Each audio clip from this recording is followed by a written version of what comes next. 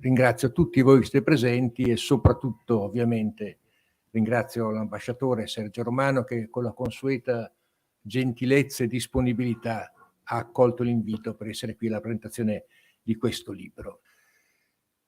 Quello che accenna, quello che in qualche modo fa intravedere è, come dire, gli aspetti dolorosi di questo post-comunismo. Si intravede, Jeltsin è accennato più volte, anche se poi non è focalizzato fondo, ma si intravede, insomma, tutti gli elementi di crisi che incominciano a maturare e che poi precipiteranno. Insomma, si intravede con chiarezza tutti gli immensi problemi che ha portato con sé lo sfascio, il suicidio, come dice, dell'Unione Sovietica, i conflitti fra stati che questo ha provocato. Pensiamo a quanti sono stati frequenti i conflitti nel Caucaso, ad esempio. Ho cercato di mettere la testa a suo tempo più volte ripetutamente, ma si perde perfino il conto dei conflitti che sono scoppiati in quelle realtà, fino poi al più grave, esplosivo, con cui stiamo facendo i conti nel corso di queste ultime giornate, vale a dire la drammatica tragedia che sta sviluppando oggi tra la Russia e l'Ucraina. Io non aggiungo altro, voglio sentire adesso la parola dell'ambasciatore che così gentilmente è qui con noi. E grazie ancora di cuore, professore Presetti.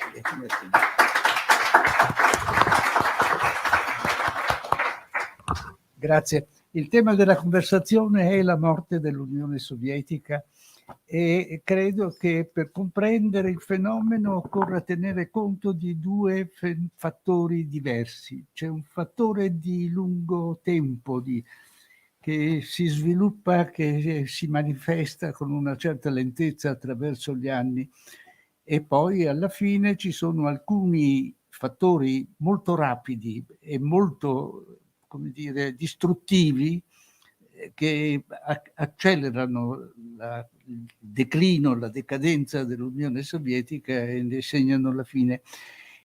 È finita la guerra fredda e gli Stati Uniti, come vi ho detto, hanno avuto l'impressione di averla vinta, anzi si sono convinti di averla vinta. E il vincitore ha sempre, nella percezione del vincitore, più diritti di quanti ne abbia il presunto sconfitto. E allora che cosa è accaduto?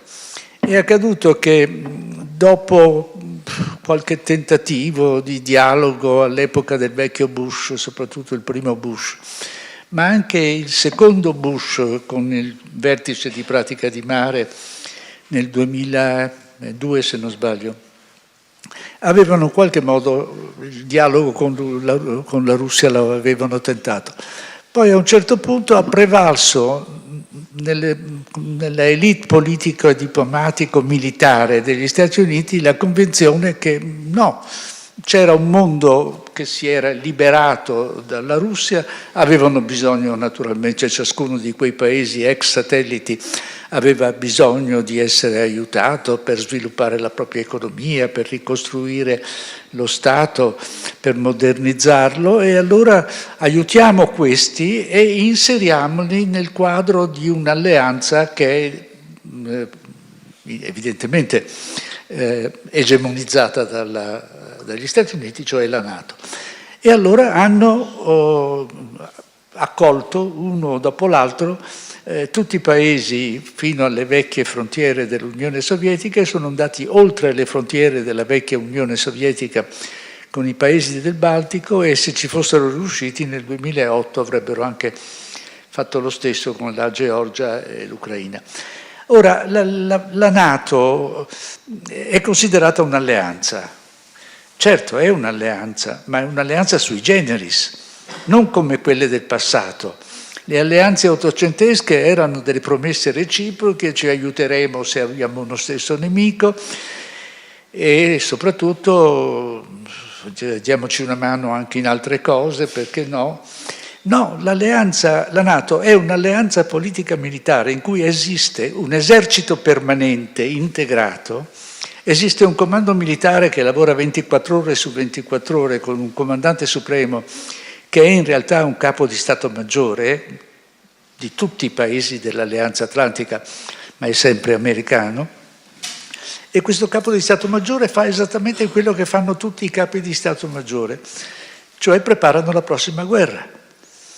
E per preparare la prossima guerra bisogna pur sapere con chi farla, perché se lei prepara una prossima guerra, quale che sia, senza avere un'idea precisa di chi sarebbe il nemico, non riesce a programmare un bel nulla. E allora bisogna che ci sia il nemico, e il nemico c'è. E guarda caso l'establishment militare americano non rinuncia a quel nemico, non ha alcuna intenzione di rinunciare a quel nemico. Allora si mette nei panni di un paese che vede avanzare verso le proprie frontiere un'alleanza politica militare il cui scopo è quello di preparare la guerra. Perché dovremmo continuare a dire che la NATO è un'organizzazione pacifica in cui, come dire, si studia il mondo, si fanno studi? No, mi sembra che si possa dire. E mi sembra che sia anche ipocrita cercare di farlo credere. E io capisco le reazioni della Russia, perché probabilmente se lo fossi avrei esattamente le stesse reazioni. Quando si negoziò la riunificazione della Germania, il Gorbaciov, allora il presidente degli Stati Uniti era ancora Reagan in quella fase, poi divenne il Bush.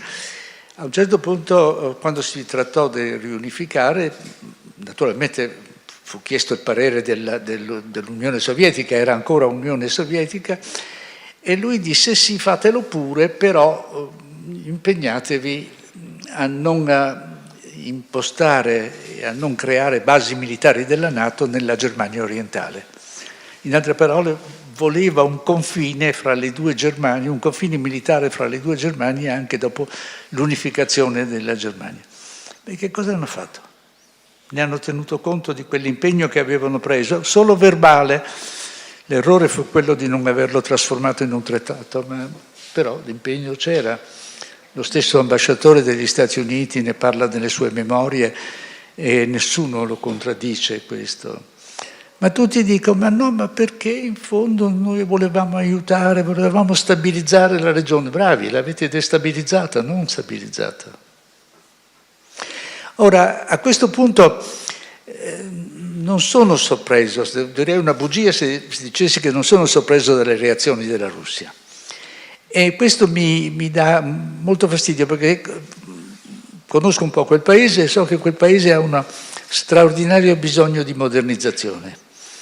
È un paese con delle potenzialità economiche che non sono mai state veramente sfruttate, perché hanno sempre prevalso altri concetti, altre ideologie. Insomma, è un paese che può e deve, se vuole continuare a nutrire i suoi cittadini, deve modernizzarsi. Modernizzarsi non si può fare senza l'aiuto dell'Occidente, perché le tecnologie, le ideologie della modernità vengono tutte dall'Occidente, e dell'Occidente la Russia ha enormemente bisogno e sa di averne bisogno. Agli inizi della sua prima presidenza Putin era chiaramente un modernizzatore, era evidentemente un modernizzatore. Certo, a un certo punto ha smesso di esserlo. E da sola non esiste la possibilità per la Russia di modernizzarsi, e io non conosco altri due blocchi economici che abbiano una tale complementarietà. La Russia è ricca di materie prime, non soltanto di petrolio, ma di materie prime di cui noi possiamo certamente fare un buon uso, ma d'altro canto ha bisogno di nuove tecnologie, di collaborazione in progetti di modernità, e questo non accade. Non solo non accade, ma voglio dire, la sanzioniamo, e sanzionandola finiamo anche per punire quelle industrie europee che esportano verso la Russia, che hanno con la Russia un rapporto economico positivo. Quindi è veramente, voglio dire, pestarsi tutti e due i piedi contemporaneamente. Non mi sembra giusto.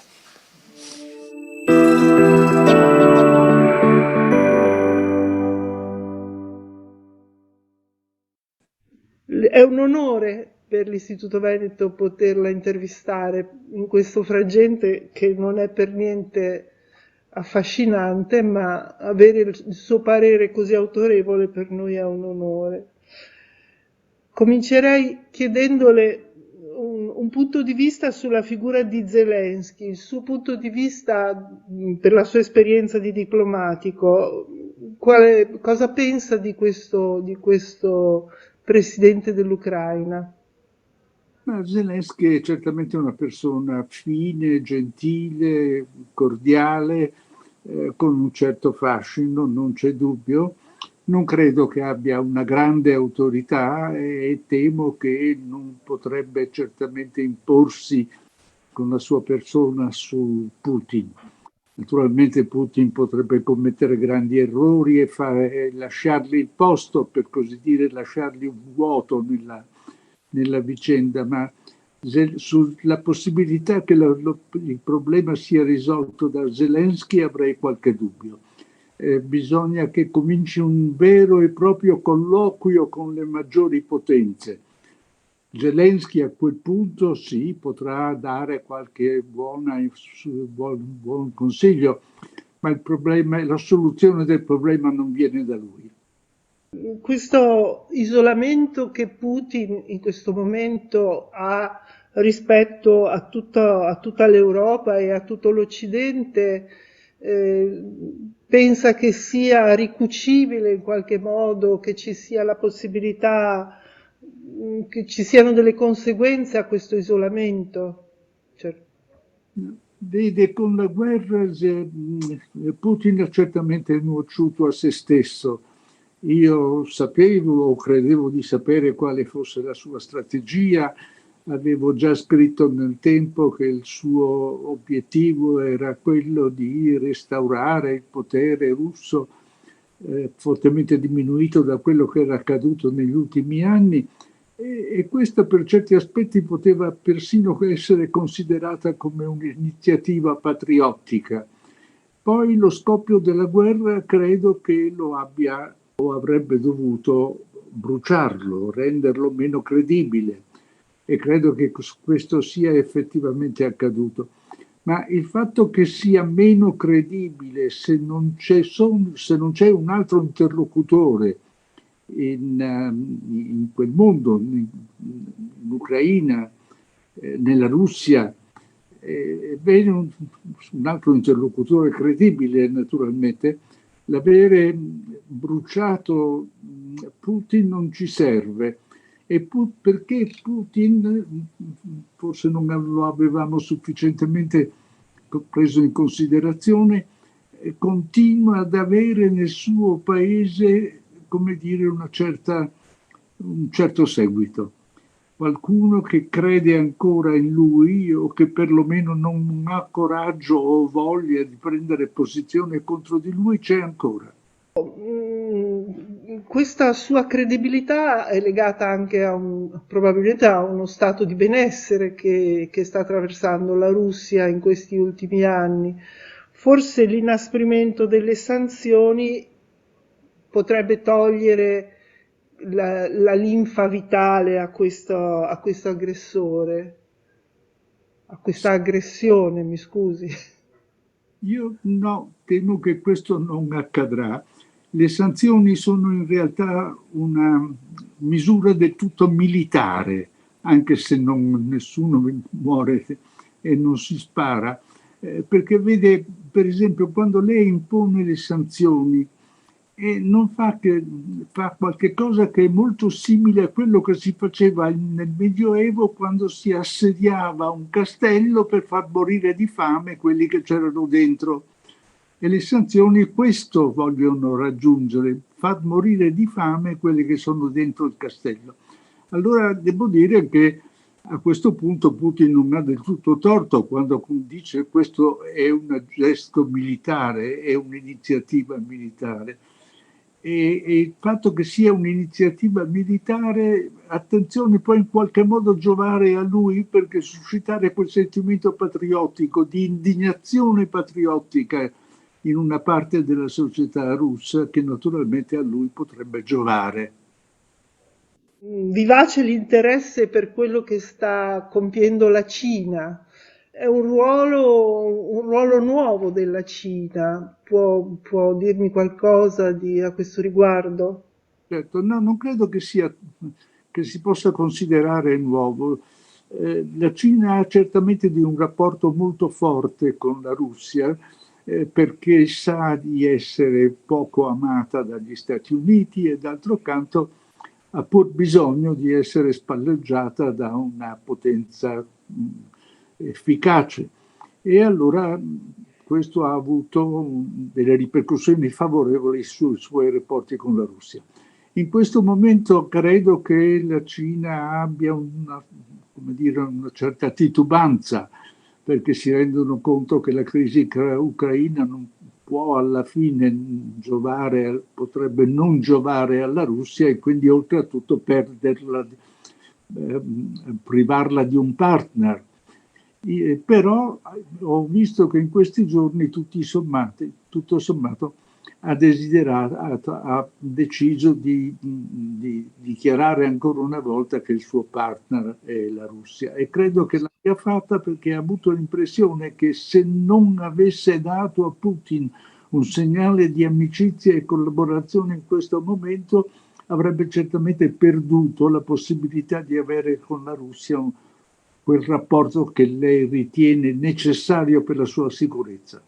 Ecco, l'ultima domanda è naturalmente quella che ci sta a cuore a tutti, è quanto il male è contagioso, se dobbiamo attenderci un'estensione di questo conflitto.